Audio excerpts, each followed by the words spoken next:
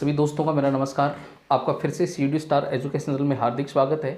हम पढ़ रहे हैं वन्यजीव संरक्षण अधिनियम, वन्यजीव संरक्षण जीव संसाधन जो बाघ परियोजना और बाघ परियोजना अधिनियम के बारे में आज हम अध्ययन करेंगे। तो शुरुआत करते हैं। सबसे पहले समझते हैं बाघ संरक्षण अधिनियम ये क्यों अपनाया गया। ये इसलिए अपनाया गया कि भाई ये जो बाघ है ना, टाइगर है ना, इनकी संख्या है वो लगातार तेज़ी से घटती रही। इसका कारण ये था कि भाई कुछ लोग जो है राजतंत्र में राजा वगैरह था या फिर जो अंग्रेज़ लोग थे वो ना, उनके भी टाइम में जो है बहुत सारे जो बाघ इत्यादि है उनका शिकार किया गया, मतलब शौक के तौर पर शिकार किया जाता था। तो इसलिए सरकार को जो है इनकी लगातार तेज़ी से संख्या कम होने के कारण सरकार को एक अधिनियम कानून बनाना पड़ा इनके संरक्षण के लिए। तो समझते हैं हम सबसे पहले क्या है बाघ संरक्षण परियोजना। वन्य जीव संरचनाओं में बाघ टाइगर एक महत्वपूर्ण जंगली जाति है।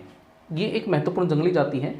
अब 1973 में वन अधिकारियों के अनुसार 1973 में जो वन अधिकारी है उन्होंने ये आंकड़ा प्रस्तुत किया। उन्होंने कहा कि 20वीं शताब्दी में ना इनकी संख्या 55,000 थी और 1973 में घटकर की कितनी रह गई थी, 1827 मात्र रह गई थी। तो कितनी संख्या कम हुई है इसका आंकलन कर सकते हैं हम।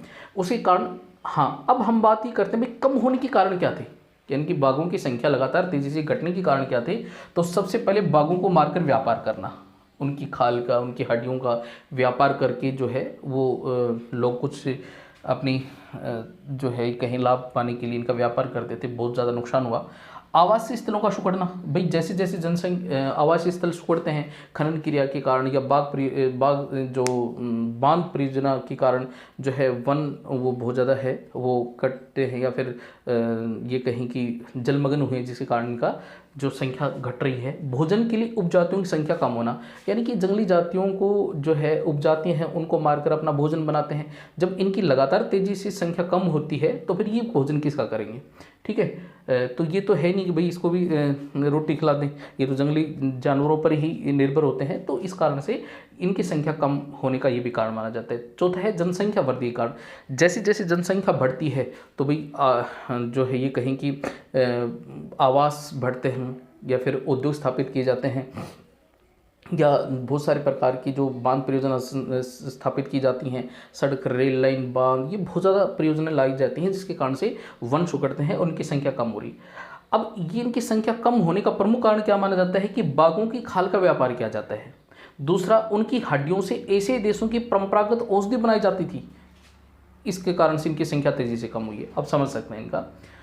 अब हम बात करते हैं बाघ संरक्षण अधिनियम 1973 के तहत सरकार के द्वारा जो है एक प्रोजेक्ट टाइगर लाए गए हैं, जिसके तहत कुछ विशेष भारत में अभ्यारण्य स्थापित किए गए हैं। उन अभ्यारण्यों के माध्यम से जो है इनकी संरक्षण प्रदान किया गया है, यानी कि वहाँ पर व्यापार कर, इनका शिकार करना, इनका किसी प्रकार से कोई अगर कोई शिकार करता है तो 1973 के तहत इनके मुकदमा दर्ज किया जाएगा। तो ये कुछ अभ्यारण्य हैं वो स्थापित किए हैं। कौन कौन सा? पहला है कार्बेट। ये देखिए परीक्षा के लिए बड़ा इंपॉर्टेंट है। ये 1 नंबर के प्रश्न में जो है इसमें मैप में से आता है प्रश्न, तो इसको अच्छी तरह से 1 रुपये का मैप आता है राजनीतिक मैप लेकर के, और उसको भर के जो मैं आपको समझा रहा हूँ और अपने कॉपी में जहाँ नोट्स लिख रहे हो वहाँ पर इसको चिपका लीजिए। पहला है कार्बेट राष्ट्रीय उद्यान, ये कहाँ पर है? उत्तराखंड में। दूसरा है सरिस्का अभ्यारण्य, ये कहाँ पर है? ये राजस्थान के अलवर जिले में है। तीसरा है माधोगढ़, ये मध्य प्रदेश में स्थापित है। चौथा है मानस, ये कहाँ पर है? ये आसाम में स्थापित है, आसाम राज्य है उसमें स्थापित है। सुंदरबन डेल्टा हम सभी जानते हैं भाई पश्चिम बंगाल में है। यहाँ पे सफ़ेद टाइगर जो है वो काफ़ी प्रसिद्ध है, यहाँ पे बाघ संरक्षण लागू किया गया है, उद्यान बनाए गए हैं। और अगला जो है वो है पेरियार, ये केरल राज्य में है। तो ये कुछ प्रोजेक्ट टाइगर के अंतर्गत कुछ अभ्यारण्य स्थापित किए गए हैं जो बाघ संरक्षण को विशेष प्रावधान, विशेष ये कहें कि इनका सुरक्षा प्रदान करने के लिए अभ्यारण्य है वो स्थापित किए गए हैं। तो आज के लिए इतना ही। नोट्सों में कॉपी में उतारिए और ये मैप में भर के मैं बार बार कह रहा हूँ और अपनी कॉपी में इसको चिपका लीजिए, याद कीजिए, पेपर के लिए बड़ा इंपॉर्टेंट है। आज के लिए इतना ही। थैंक यू, धन्यवाद।